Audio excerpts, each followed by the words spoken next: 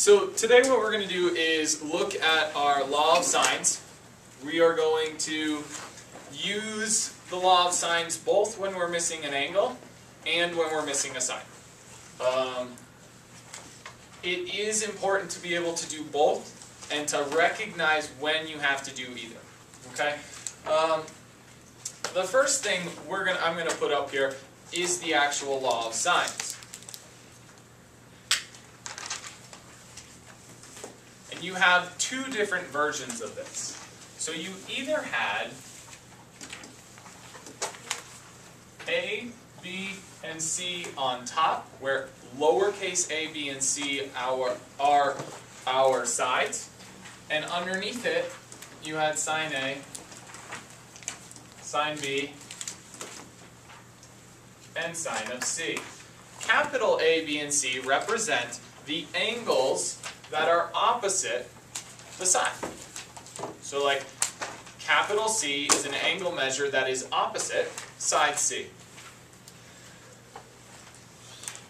We also know, though, that these are just proportions, and proportions can always be flipped. So that sine of A over A must also equal sine of B over B must also equal sine of C over C. Capital A, B, and C still represent angles. Lowercase a, b, and c still represent the sides that are opposite those angles. The time when I would use this would be if I have a triangle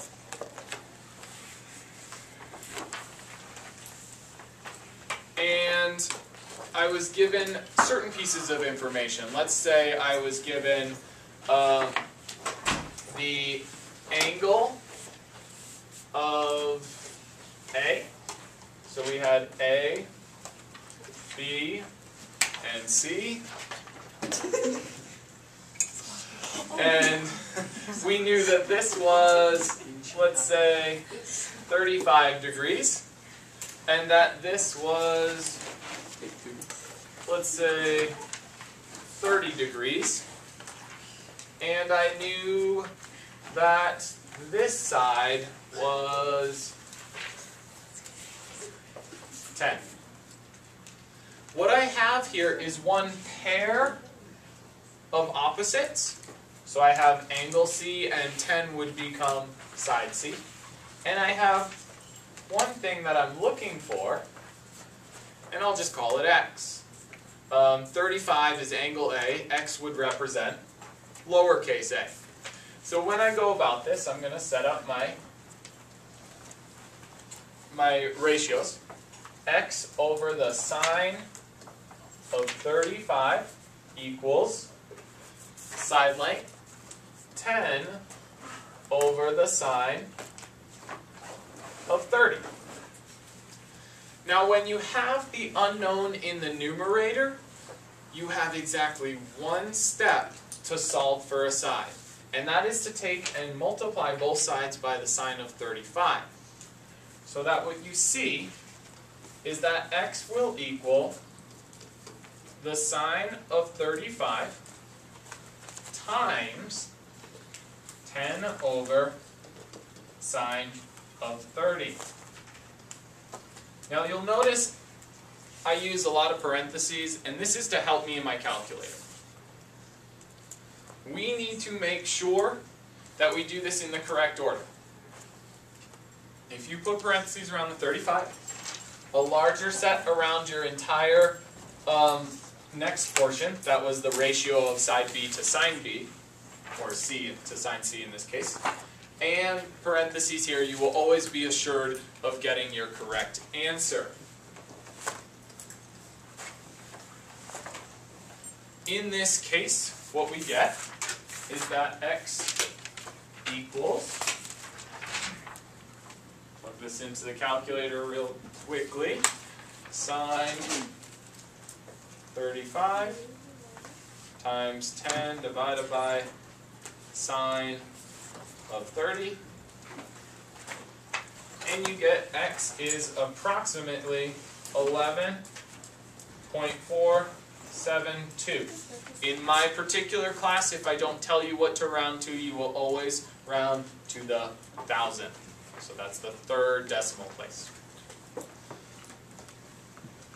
Over here, notice we had two angles and one side. When I'm given two sides and one angle, I need to set things up slightly differently. Let's say I was given 35 and 11.47 and 10. If this is the information you're given, you are looking for this angle right here, we recognize this as the same triangle as we had over here, except instead of having the 30, I have x. And what we want to do is we want to prove that this angle would be the same as 30.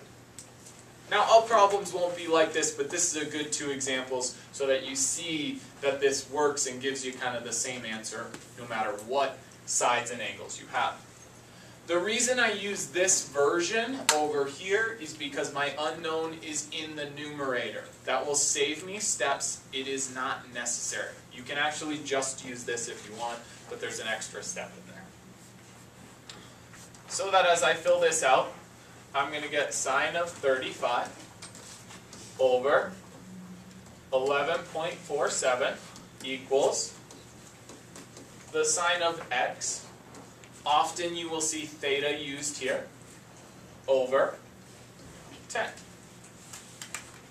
Now to solve this, I am just going to multiply both sides by 10.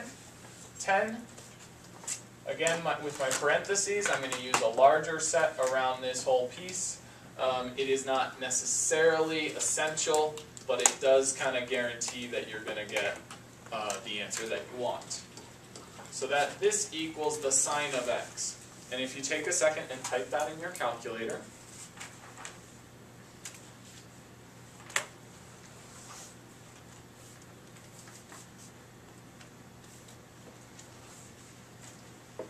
you get 0.50 equals sine of x.